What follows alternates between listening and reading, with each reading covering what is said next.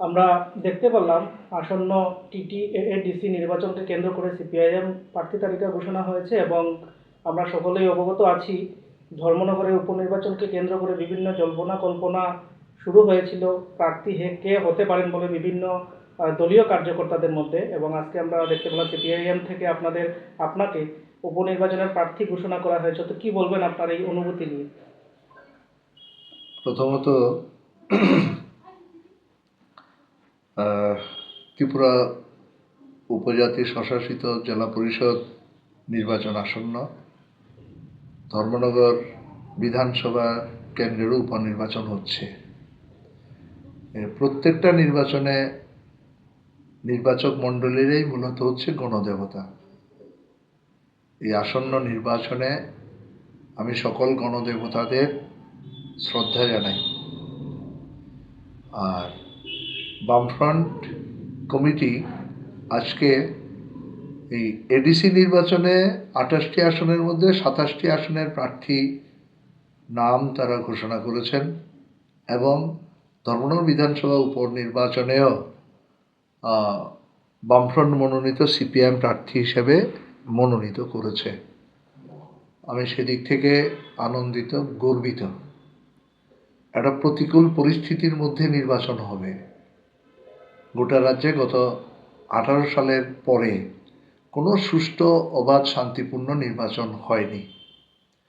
আমরা প্রথমেই নির্বাচন দপ্তরের কাছে আমাদের আবেদন থাকবে এডিসি নির্বাচনে এবং ধর্মনগর বিধানসভার উপনির্বাচন যেন সুষ্ঠু অবাধ এবং শান্তিপূর্ণভাবে সংগঠিত হয়। আপনারা আমাকে প্রশ্ন না করলে আমি বলতে চাই, এডিসি এবং উপনির্বাচনে বামফ্রন্টের জয় সুনিশ্চিত।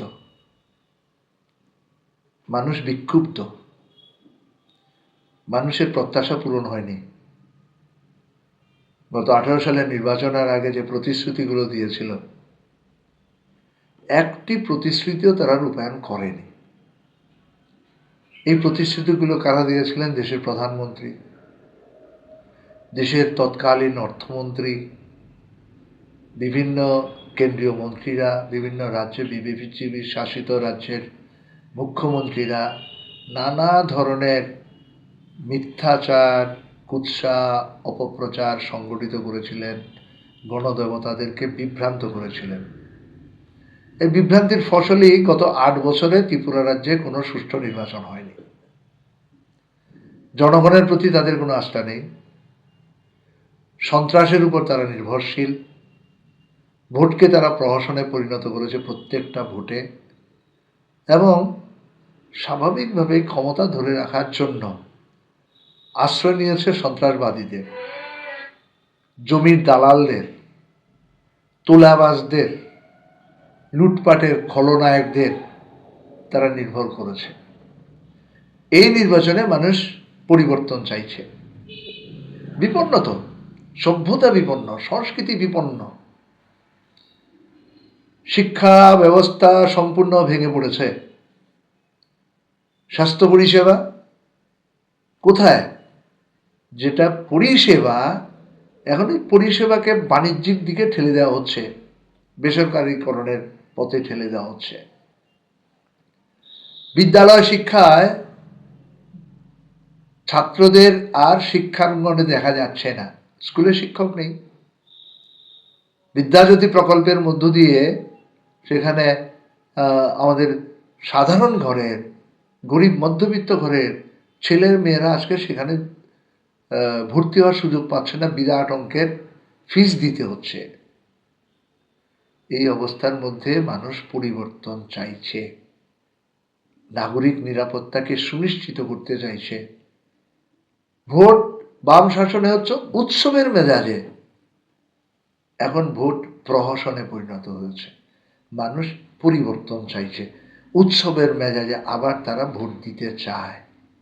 সেই জন্যই আগামী যে নির্বাচন হবে, সেই নির্বাচনে শান্তিকামী মানুষ, গণতান্ত্রিক চেতনা সম্পন্ন মানুষ এবং সংস্কৃতিবান মানুষ দলমতের ঊর্ধ্বে উঠে, রং না দেখে তারা এই নির্বাচনে একটা সুস্থ গণতান্ত্রিক পরিবেশ ফিরিয়ে আনতে বিধানসভায় ধর্মনগরের সার্বিক উন্নয়নের জন্য মানুষের যে মৌলিক সমস্যাগুলো রয়েছে, অন্ন, বস্ত্র, বাসস্থান, শিক্ষা, চিকিৎসা, কাজ, এই অধিকারের আওয়াজ যাতে বিধানসভায় কোনো প্রতিনিধি তুলতে পারে সঠিকভাবে সাহসিকতার সাথে, সেই জন্যই তারা আমরা বিশ্বাস করি আগামী উপনির্বাচনে ধর্মনগর বিধানসভা কেন্দ্রে এবং এডিসি নির্বাচনে বামফ্রন্ট প্রার্থীদেরকেই মানুষ বেছে নেবেন।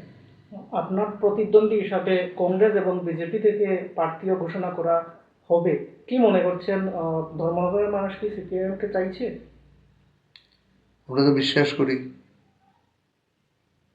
সেই জন্যই আমাদের প্রতিটি কর্মসূচির মধ্যে মানুষের অংশগ্রহণ বাড়ছে। মানুষের অংশগ্রহণ যত বাড়ছে, শাসক দল রাষ্ট্রীয় সন্ত্রাসকে তত তীব্র করেছে। আপনারা জানেন গত কিছুদিন আগে, গত 26শে নভেম্বর 2025 সালে আমরা শ্রমকোড বাতিলের দাবিতে শ্রমিকের কাজের গ্যারান্টিকে সুনিশ্চিত করবার জন্য, শ্রমিকের মজুরির অধিকারকে প্রতিষ্ঠিত করবার জন্য, কৃষকের উৎপাদিত ফসলের ন্যায্য দামের জন্য আমরা একটা কর্মসূচি গ্রহণ করেছিলাম। পুলিশের নাকের ডগায় ধর্মনগর শহরে, প্রাণকেন্দ্রে, যে শহরটাকে মানুষ বলে সংস্কৃতির শহর, শান্তির শহর, সেখানে বামপন্থী নেতা কর্মীদের রক্তে রক্তাক্ত হলো মাটি, ধর্মনগরের মাটি। ভয় পায়, আন্দোলনকে ভয় পায়, মানুষের গণ যে আওয়াজ, সেই আওয়াজকে শাসক দল ভয় পায়, সেই জন্যই আক্রমণ। আপনারা জেনে থাকবেন, এই আক্রমণকারীদের বিরুদ্ধে ধর্মনগর থানায় আমরা লিখিত অভিযোগ করেছিলাম। আমরা অন রেকর্ড, আপনাদের চ্যানেলে আমরা বলেছিলাম কারা সেদিন আক্রমণ করেছিল। একজনকে পুলিশ এখনো গ্রেপ্তার করেনি। যারা অপরাধী, আজকে মাননীয় মুখ্যমন্ত্রী তাদের হাতে উত্তরীয় পড়ছেন, অথচ পুলিশ নাকি তাদেরকে খুঁজে পায় না। জনগণের সাথে কোনো সম্পর্ক নেই, জনগণ থেকে বিচ্ছিন্ন হয়ে গেছে শাসক দল। সেই জন্যই তারা সন্ত্রাসের উপর নির্ভরশীল হয়ে পড়েছে, ওই তোলাবাজদের উপর নির্ভরশীল হয়ে পড়েছে, সন্ত্রাসীদের উপর নির্ভরশীল হয়ে পড়েছে, জমির দালালদের উপর, নেশা কারবারিদের উপর নির্ভরশীল হয়ে পড়েছে। মানুষ চাইছেন তার প্রজন্মকে বাঁচাতে। আপনি তো বলছেন যে 18-র পরে, বিজেপি আসার পরে কোনো কাজ হয়নি উন্নয়নমূলক, কিন্তু বিজেপি তো বলছে 25 বছরের তুলনায় 18-র পরে, পরিবর্তনের পরে অনেক কাজ হয়েছে বিজেপির হাত ধরে। কি বলবেন? কাজ হয়েছে তো, বান্ধব মিষ্টান্ন ভাণ্ডার বন্ধ, তোলাবাজির শিকার। কাজ হয়েছে, অফিস টিলার একটি মিষ্টির দোকান, প্রতিষ্ঠিত মিষ্টির দোকান, দল বেঁধে দোকান তালা মেরে সেখান থেকে লক্ষ লক্ষ টাকা তোলাবাজি আদায় করেছে। কাজ হয়েছে। কাজ হয়েছে আপনার এই ঢুপির মধ্যে একদিনের শিশুকে বিক্রি করে দিতে বাধ্য হয়েছে অনাহারের জ্বালায়। কাজ নেই মানুষের। কজন বেকার চাকরি পেয়েছে? আপনি দেখেন পরিকাঠামো উন্নয়নের ক্ষেত্রে জেলা হাসপাতাল আমরা নির্মাণ করেছি, বিবেকানন্দ শতবার্ষিকী ভবন আমরা নির্মাণ করেছি, ধর্মনগর কলেজ আমরা করেছি, আইএসবিটি আমরা করেছি, ডিএম আমরা করেছি, আমরা প্রশাসনিক যে জেলা, নতুন জেলা, এই উত্তর ত্রিপুরা জেলা আমরা গঠন করেছি, বিভিন্ন মহকুমা আমরা গঠন করেছি। একটি সরকারি প্রতিষ্ঠান তারা করতে পেরেছে, একটি অঙ্গনারী কেন্দ্র নির্মাণ করতে পেরেছে, স্থাপন করতে পেরেছে, কিছু করতে পারেনি। রাস্তাঘাটের বেহাল অবস্থা, যুদ্ধ বিধ্বস্ত। পানীয় জলের গ্রামগুলোতে যান, সেখানে পানীয় জলের কোনো ব্যবস্থা আছে? যুবরাজনগর বিধানসভা কেন্দ্রে আমাদের বিধায়ক মাননীয় শৈলেন্দ্র চন্দ্র নাথ যে জলের ব্যবস্থা করেছে ট্যাঙ্কার দিয়ে, এখন পাড়ায় পাড়ায়, এই গ্রামীণ এলাকার পাড়ায় পাড়ায় সেই ট্যাঙ্কার দিয়ে জল সরবরাহ করতে হচ্ছে। কোথায় জল মিশন? জল মিশনের সুফল কে পাচ্ছে? কাজে সেদিক থেকে মিথ্যাচারে ভরা শাসক দল, তারা মিথ্যার উপর দাঁড়িয়ে আছে। বিজেপি তো তাদের ভাষণে বলে যে আগে স্কট নিয়ে আগরতলা যেতে হতো, উগ্রমন্ত্রীর একটা ভয় ছিল, কিন্তু বর্তমানে বিজেপি আসার পর সেই যে সমস্যা সেটা দূরীকরণ হয়েছে। আপনি বলছেন রাস্তার কাজ হচ্ছে না, ডেভেলপমেন্ট হচ্ছে না, রেল যোগাযোগ মাধ্যমও রাজ্যের মধ্যে প্রচুর পরিমাণে হচ্ছে, আমরা দেখতে পাচ্ছি। তো কি বলবেন? সরকারের দায়িত্ব কি? এই আগরতলা সাবরুম পর্যন্ত রেলপথের জন্য যে লড়াই আমরা করেছি, বামপন্থীরা ছাড়া ত্রিপুরা রাজ্যে রেলের দাবিতে কেউ লড়াই করেনি। আপনি বিধানসভার রেকর্ড দেখুন, পার্লামেন্টের রেকর্ড দেখুন, সর্বত্র বামপন্থী সাংসদ, বামপন্থী বিধায়ক, মন্ত্রীরা বিধানসভার ভেতরে, পার্লামেন্টের ভেতরে, পার্লামেন্টের বাইরে, বিধানসভার বাইরে লড়াই করেছেন। যা কিছু সম্প্রসারণ হয়েছে, বাম শাসনের সম্প্রসারণ হয়েছে, আমাদের আন্দোলনের ফসল। বিজেপি রেলের দাবিতে কোনো লড়াই করেনি। আর যুক্তরাষ্ট্রীয় কাঠামোতে কেন্দ্রীয় সরকারের দায়িত্ব কি? করবেন না তারা। আর সন্ত্রাসবাদকে মদত কে দিয়েছে? বাম শাসনে আমরা মানুষকে সাথে নিয়ে আধা সামরিক বাহিনী, বিএসএফ, আমাদের রাজ্যের গর্বের টিএসআর, আরক্ষা প্রশাসন এবং জননির্বাচিত যে প্রতিষ্ঠানগুলো, তাদের সার্বিক প্রয়াসের মধ্য দিয়েই আমরা সন্ত্রাসবাদকে নির্মূল করতে পেরেছি। এই এসকর্ট বাম শাসনেই এই এসকর্টবিহীনভাবে আমরা চলাফেরা করতে পেরেছি। আপনি বলুন না, বাম শাসনে রেল ওয়াগনে দিল্লি থেকে এই জিরানিয়া পর্যন্ত কখনো শুনেছেন লক্ষ লক্ষ এই নেশা সামগ্রী আসতে? কোটি কোটি টাকার সাম্প্রতিককালে বাধারঘাট স্টেশনে এসছে, ছিল বাম শাসনে। নেশার সাম্রাজ্য বিস্তার করেছে। আজকে একটা প্রজন্মকে ধ্বংস করে দেওয়া হচ্ছে, যাদের মাথা তুলে দাঁড়াতে না পারে, প্রতিবাদ করতে না পারে। বেকার যুবকরা তাদের কর্মসংস্থানের দাবিতে যে প্রতিশ্রুতি তারা দিয়েছিলেন, প্রথম বছরেই 50,000 বেকারকে তারা চাকরি দেবেন, সেই প্রতিশ্রুতি ধারে কাছেও নেই। আসামের মাননীয় মুখ্যমন্ত্রী হিমন্ত বিশ্ব শর্মা কি বলেছিলেন? তিনি বলেননি ওনার প্রতিশ্রুতিগুলো বারবার ঘুরিয়ে ঘুরিয়ে চালাতে, আর যদি প্রতিশ্রুতি পূরণ করতে না পারে 19 সালের লোকসভা নির্বাচনে কেউ যাতে বিজেপিকে ভোট না দেয়, এই কথাগুলো আমাদের বলতে হবে? এগুলো তো আপনাদের কাছে আছে, আপনাদের কাছ থেকেই তো জেনেছি। এই সরকার হচ্ছে প্রতিশ্রুতি খেলাপের সরকার। জনস্বার্থে কোনো কর্মসূচি নেই এই সরকারের। নারীদের অবস্থা ভালো আছে? নারীরা নিরাপদে আছে? আপনার সাম্প্রতিক কৈলাসহরে প্রশাসনের নাকের ডগায় পিডাব্লিউডির সরকারি কোয়ার্টার দখল করে যুব মোর্চার জেলা অফিস, ওই টেন্ডারবাজদের সংঘর্ষে যখন সরস্বতী পূজার দিন আক্রান্ত মানুষের শান্তি, সম্প্রতি, পূজার আনন্দ যখন বিঘ্নিত, সে সময়ে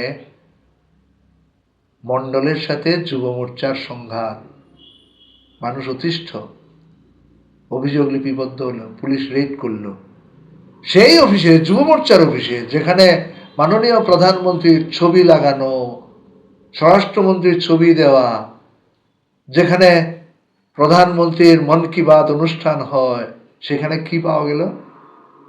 অস্ত্রশস্ত্র, বাক্স ভর্তি অস্ত্রশস্ত্র, নেশা সামগ্রী। এমনকি দুর্ভাগ্যজনক হলে বলতে হচ্ছে, আপনাদের সামনে বলতে হচ্ছে, লজ্জা হচ্ছে, তারপরও বলতে হচ্ছে, কন্ডেমের ব্যবহৃত অব্যবহৃত প্যাকেট পাওয়া গেছে। আর গত কয়েকদিন আগে সোশ্যাল মিডিয়াতে ভাইরাল হয়নি? এই ঊনকোটি জেলা যুব মোর্চার সভাপতি অনুপ ধর, তার বিরুদ্ধে অভিযোগ করছেন আরেকজন তার স্ত্রীকে নিয়ে তিনি অসামাজিক কাজ করছেন, স্ত্রীর শালীনতা হানি করছেন। বাম শাসনে কিন্তু এগুলো ছিল না। মানুষের মানে নিরাপত্তা বোধ ছিল, পরিবেশ ছিল। তাহলে আপনি বলতে চাইছেন বিজেপির আমলে মানুষ নিরাপত্তাবিহীন? নিশ্চয়ই, নিশ্চয়ই। কার নিরাপত্তা আছে?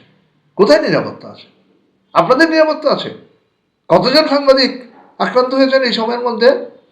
কতজন আইনজীবী আক্রান্ত হয়েছেন আদালত চত্বরে? কতজন চিকিৎসক আক্রান্ত হয়েছেন হাসপাতালে চিকিৎসা পরিষেবা দিতে গিয়ে? থানার ভেতরে থানার আধিকারিকরা আক্রান্ত হয়েছেন, শিক্ষক কর্মচারীরা আক্রান্ত হয়েছেন। কার নিরাপত্তা আছে? প্রার্থী খুন হয়েছে। গত ত্রিস্তর পঞ্চায়েত নির্বাচনে বিলোনিয়া জেলা পরিষদের প্রার্থী ছিলেন সিপিএমের বাদল শীল। যেদিন মনোনয়নপত্র জমা দিয়েছে তার পরের দিনই তাকে প্রকাশ্যে খুন করা হয়েছে। কার নিরাপত্তা আছে? বিজেপি দলের সাধারণ কর্মী সমর্থকদের নিরাপত্তা আছে? হাতে গোনা কয়েকজন লুটের ভান্ডার নিয়ে বসে আছে। অধিকাংশ কর্মীরা, বিজেপি দলের অধিকাংশ কর্মীরা যারা আমাদের সাথে যোগাযোগ করছেন, বঞ্চিত, কাজ নেই। আপনি যে কথাটা বললেন যে সিপিআইএম যিনি এমএলএ ছিলেন বা প্রার্থী ছিলেন খুন হয়েছেন, বিজেপি তো বলে যে চানমোহন ত্রিপুরাকে নাকি সিপিএম ঘর থেকে ডেকে নিয়ে হত্যা করেছে। 8 বছর যাবত তো তারা শাসন চলছে। বিজেপি শাসন 8 বছর যাবত চলছে। স্বরাষ্ট্র দপ্তর তাদের হাতে। ডবল ইঞ্জিনের সরকার, ট্রিপল ইঞ্জিনের সরকার চলছে। যদি সিপিএমই এই খুনের সাথে জড়িত থাকে, এখন পর্যন্ত তার বিরুদ্ধে কোনো ব্যবস্থা নিতে পারলো না কেন? এবং গত কিছু আগে শঙ্খনাথ যুব সভা হয়েছিল ধর্মনগরে। বিজেপি রাজ্য সভাপতি রাজীব ভট্টাচার্য বলেছিলেন যে ধর্মনগরে শুধু পদ্মের চাষ হবে। তারা এখন থেকেই তৈরি, যুব সমাজও তৈরি, বিজেপিও তৈরি। কি বলবেন? আপনাদের সাথে রাজ্যের মধ্যে সিটিং গভর্নমেন্ট বিজেপি রয়েছে, এই লড়াইয়ে কি আপনাদের জয় হবে? নিশ্চয়ই। ওনারা পদ্মের চাষ করবেন না কিসের চাষ করবেন এরা বুঝেন। তবে আমরা জানি বিজেপি গোটা রাজ্য জুড়ে, গোটা দেশ জুড়ে সন্ত্রাসের চাষ করছেন। সন্ত্রাসের চাষ। এই সন্ত্রাস মোকাবেলা করেই আমরা উপনির্বাচনে আমরা জয়লাভ করব। আপামর ধর্মনগরবাসী যারা রয়েছেন তাদের উদ্দেশ্যে কি বলবেন? আপনি প্রার্থী হয়েছেন, আপনার তরফ থেকে কি বার্তা থাকবে তাদের জন্য এবং তাদের উন্নয়নের জন্য আপনি কি করবেন আগামী দিন? কি পরিকল্পনা রেখেছেন? প্রথমত নগর জীবনের মানুষের সুখ স্বাচ্ছন্দ্যের জন্য, গ্রামীণ উন্নয়নের জন্য, বিশেষ করে যারা পিছিয়ে পড়া দুর্বল অংশের মানুষ আছেন, মধ্যবিত্ত, নিম্ন মধ্যবিত্ত, শ্রমিক, কৃষক, মেহনতি, খেচমজুর, দিনমজুর, দলিত, আদিবাসী, সংখ্যালঘু যারা রয়েছেন, নারীরা যারা রয়েছেন, বিভিন্ন পেশার মানুষ যারা রয়েছেন, তাদের নাগরিক অধিকার আমরা নিশ্চিত করব। গণতন্ত্র পুনরুদ্ধার করব। আর যেন তোলাবাজির শিকার না হয়ে কোনো দোকান বন্ধ না হয় সেই জন্য সচেষ্ট থাকব। বিধানসভার ভেতরে, বিধানসভার বাইরে লড়াই করব। এই যে সাম্প্রতিক কালে এই ধর্মনগরে কয়েকশো হকার উচ্ছেদ করা হয়েছে সম্পূর্ণ বেআইনিভাবে, অবৈধভাবে। গত 8 বছরে কয়েকবার এই হকারদের উচ্ছেদ করা হয়েছে, তাদের জন্য বিকল্প কোনো ব্যবস্থা করা হয়নি। দোকান লুট হয়েছে উচ্ছেদের নামে। বুলডোজারের সরকার হিসেবে এই সরকার ইতিমধ্যে নিজেদেরকে প্রতিষ্ঠিত করতে পেরেছে। আমরা এই হকারদের পুনর্বাসনের জন্য যে লড়াই, আমরা সেই লড়াই জারি রাখব। বেকারদের স্বনির্ভর করার জন্য, কর্মসংস্থানের জন্য আমাদের প্রয়াস অব্যাহত থাকবে। আর একটা ছোট প্রশ্ন, অনেকেই বলে যারা নেতৃত্ব রয়েছেন বা যারা আগামী দিনে নেতা হবেন বা ইয়ে হবে, তারা প্রথমে জনসাধারণকে প্রতিশ্রুতি দেয়, কিন্তু জেতার পর তারা নাগালের বাইরে চলে যায়। জনসাধারণের সেই যে প্রতিশ্রুতি তারা পূরণ করে না। কি বলবেন? আপনি কি এই পরিকল্পনা রেখেছেন, যদি জেতেন তাহলে তাদের সেই সব সুবিধা অসুবিধাগুলো যেভাবে বলছেন অন ক্যামেরা আমাদের সামনে, সেগুলো পূরণ করবেন? নিশ্চয়ই, লড়াইয়ের মধ্যেই তো আছি, সরকারে নেই। একদিনও তো লড়াইয়ের ময়দান থেকে সরে দাঁড়ায়নি। আক্রান্ত হয়েছি, আক্রান্ত জায়গায় রক্তের উপর দাঁড়িয়েই মানুষের কাছে এই প্রতিশ্রুতি দিয়েছি, যতক্ষণ দেহে প্রাণ আছে মানুষের জন্য লড়াই করব। অসংখ্য ধন্যবাদ আমাদেরকে ধন্যবাদ আপনাদেরকেও। সময় দেওয়ার জন্য।